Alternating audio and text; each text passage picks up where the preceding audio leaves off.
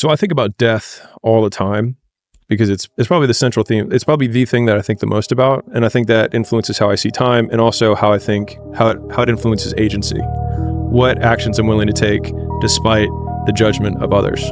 And so a lot of times, and it might be because I have more insecurity than everyone, that I think like, man, I want to do this thing. And then I hear all these other voices of reasons why I shouldn't do it, or why somebody else will say, that's bad, or you're bad, or that's wrong, whatever.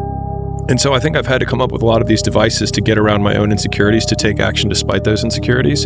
And the biggest one that I think about is that it doesn't matter whether I achieve all of my goals or I don't achieve all of the goals. In 3 generations, I'll be forgotten, and the only people who were naysaying against me will also be dead. And so then it's like, just do it for me.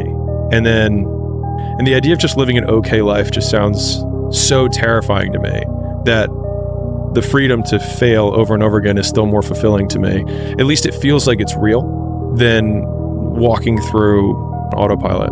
And so I think that's a lot of the choices that other people make that seem insane to me now, but didn't seem insane to me a decade ago. You know what I mean? I think it's just like, as you practice taking more agency, taking more responsibility for the decisions, then you just get better and better at it. And then it just seems more and more ridiculous. They're like, I just can't quit my job. And you're like, why? I think I had a lot of practice with it because so like a lot of people have many voices that they hear that they feel are judging them, right? They have their friends, they have their uncle, they have their siblings, they have their cousins, coworkers, whatever.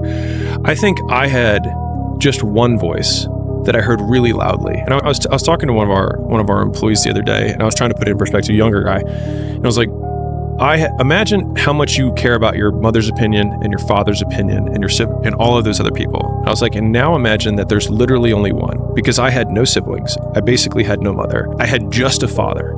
And so like his approval was literally everything. And he disapproved of the path that I wanted to take in my life. And so I think a lot of these mental faculties or these little frameworks or these isms, how can I combat this incredibly booming voice in the background? Because like when I look at what I was doing at the time, I was a consultant, I graduated in 3 years, I took the consulting job, I did all the things. But the craziest thing was that the moment that my father was most proud of me and he approved of my life the most was when I was the saddest. And so that's when I was like, maybe his approval isn't the right way to feel good about life.